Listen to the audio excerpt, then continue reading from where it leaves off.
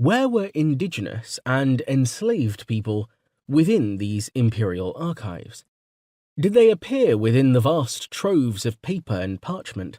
generated by imperial institutions, and if so, how? From the vantage point of 19th and 20th century British imperialism, one might expect ample documentation about non-Europeans to have proliferated in the archive's early modern predecessor.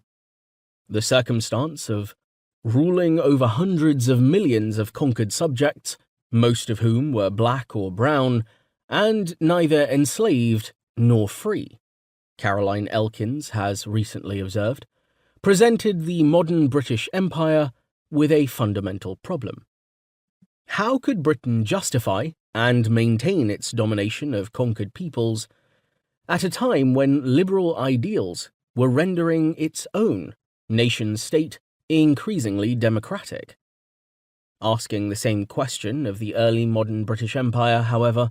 raises complications, and not only because liberal ideals, nation-states, and democratic expectations were yet to be born. While early modern imperialists exploited non-white populations prolifically and ruthlessly, they did not consider many of those whom they brutalized conquered subjects. This circumstance explains the seeming paradox that two of these populations, Native Americans and African-descended peoples, whose exploited labor and contestation by and with British imperial government and settler populations is of vast importance to imperial history, appear in highly circumscribed ways within official records. In contemporary cultural discourse, the term archive has become synonymous with the idea of any record of past thought and action, including, but not confined to, writing, a capacious definition that has enabled a powerful, vital expansion of who is considered a part of historical narratives, and the forms of knowledge production through which their lives can be understood.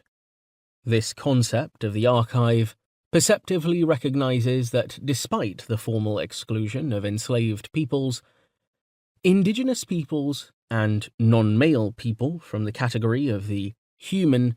and the corresponding body politic by governing regimes, they were nonetheless constitutive presences in the making of political, social, and economic life. Yet it is at the same time vital to recognize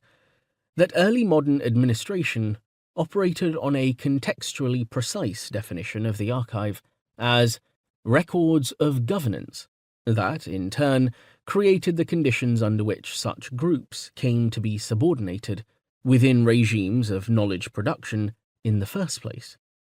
and their experiences and material traces excluded from the evidentiary paradigm of historiography.